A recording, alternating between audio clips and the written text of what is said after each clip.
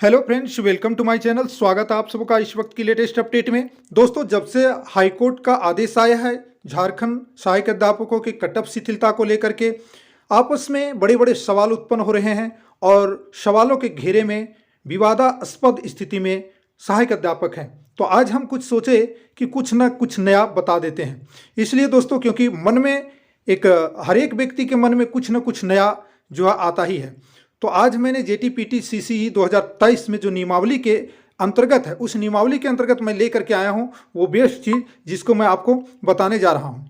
तो merit list में आने के लिए एक समस्या यहाँ गुजरना पड़ेगा। इस समस्या अब सबको झेलना पड़ेगा। हालांकि झारखंड के सहायक अध्यापकों का कहना है कि हम लोग जो है रिजल्ट आने दीजिए, हम लोग का सभी का मेरिट बन जाएगा। ये तो बहुत अच्छी बात है। पॉजिटिव सोच बहुत ही अच्छी चीज़ होती है सभी चीज़ के लिए, सेहत के लिए और किसी भी चीज़ के लिए।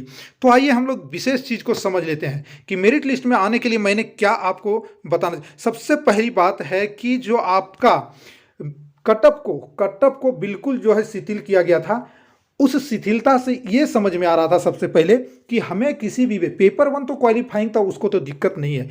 बाद बाकी जो मेरिट में लाने के लिए उसमें आपको देखिए कैटेगरी वाइज, कैटेगरी वाइज मतलब वो विषय की, जैसे साइंस, सोशल साइंस, लैंग्वेज इधर हो गया 68 में, उधर जो है तो सामान्य है 1 to 5 के लिए, सभी के लिए तो सेम सब्जेक्ट था। इधर 3 कैटेगरी में बट रहा था, science, social science, language.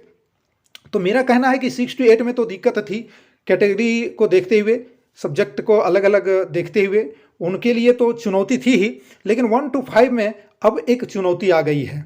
6 to 8 में चुनौती बढ़ गई है। क्या लेकर के दोस्तों?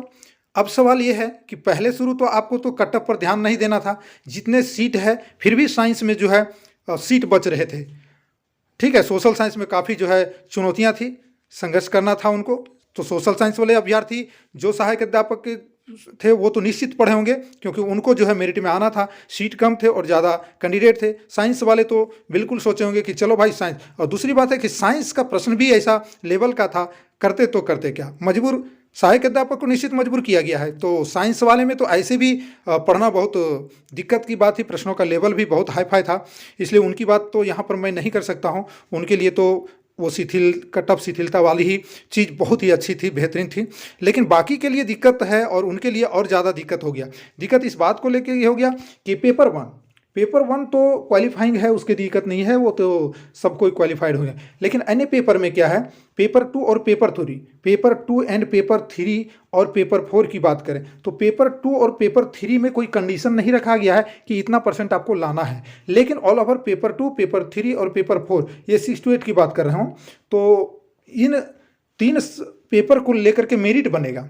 ठीक है, और चौथा में कंडीशन है कि 33% ऑल ओवर लाना है, ये एकदम फिक्स हो गया है। ऑल ओवर चौथा में जितने भी सब्जेक्ट है, साइंस में फिजिक्स केमिस्ट्री हो, चाहे सोशल साइंस में हो, उसमें जितने भी सब्जेक्ट हैं, इकोनॉमिक्स है चाहे ज्योग्राफी है, उसको लेकर के टोटल में 33% आपको लाना है, ये क्लियर है। लेकिन पेपर 2 और पेपर 3 में कहीं कोई निर्धारित नहीं है कि इतना परसेंट लाना है आपको। तो यहाँ तक तो ठीक है, लेकिन ये तीनों मिला के पेपर 2, पेपर 3 एंड पेपर 4 तीनों मिला करके जो है कैटेगरी वाइज आपको कितना परसेंट लाना, वो कटअप आपको तो लाना ही लाना है। जैसा कि जेटीपी, ये आपका जो है मैंने ऊपर दिखाया, Jharkhand trained teacher primary teacher combined competitive examination 2023, वो जो निकाला गया झारखंड प्रशिक्षित प्राथमिक शिक्षक संयुक्त प्रतियोगिता परीक्षा 2023। ठीक है, उसमें जो ये दिया गया है मेधा सूची के लिए न्यूनतम जो है प्रतिशत लाना, इसको तो आपको फेज करना पड़ेगा ना। तो इसी विषय में हम बात करते हैं। तो चलिए, ये तो आपको 1 to 5 शिशु दोनों के लिए है, दोनों के लिए। तो देखिए, अनारक्षित आर्थिक रूप से कमजोर ईडब्ल्यूएस को भी समझ लीजिए अनारक्षित ऊआर के ही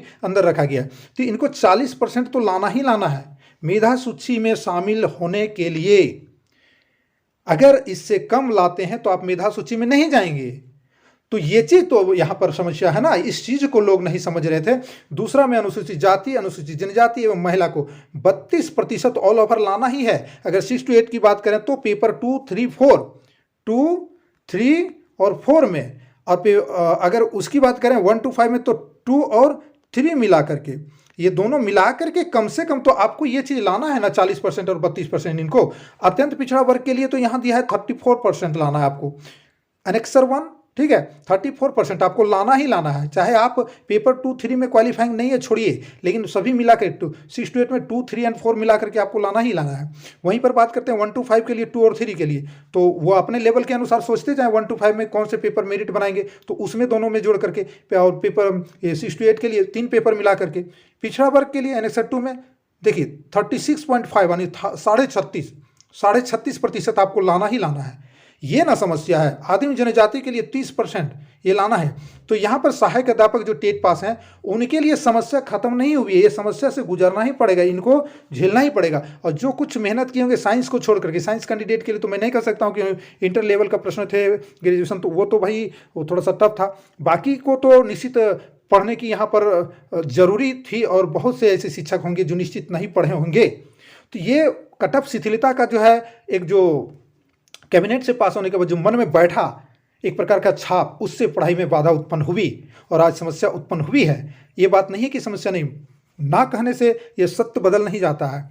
तो दोस्तों इस चीज़ को समस्या से गुजरना ही पड़ेगा। अब इसी के लिए जो है आज बैठक रखी गई है झारखंड के टेट पास सहायक अध्यापकों की ओर से ऑक्सीजन पार्क में, और उन्हीं सब समस्याओं का निदान के लिए आज बातचीत चल रही है। बातचीत के बाद क्या निकल करके सामने आती है वो मैं आपको जरूर बताऊंगा। फिलहाल मैं आपको जो बताया ये समस्या दिमाग में रखना बहुत ज़रूरी है दोस्तों, और आगे इसी पर जो है टेट पास के प्रतिनिधिगण विचार कर रहे हैं कि ऐसे कैसे निकला जाए। इन्हीं मुख्य बिंदुओं पर आज बातचीत भी होगी। तो जय हिंद दोस्तों, जो चीज़ मैंने बताया ये परफेक्ट है, और इससे कम लाने वाले जो है, इससे कम लाने वाले कट ऑफ से नीचे अगर लाते हैं तो आपका मेरिट लिस्ट में नाम ही नहीं ऐड होगा। जय हिंद दोस्तों, वीडियो अच्छी लगी होगी तो लाइक शेयर करें, चैनल पर नए होंगे तो सब्सक्राइब करके अवश्य जुड़ें, ताकि आने वाले लेटेस्ट अपडेट, लेटेस्ट जानकारी आपको मिलता रहे। जय हिंद, वंदे मातरम।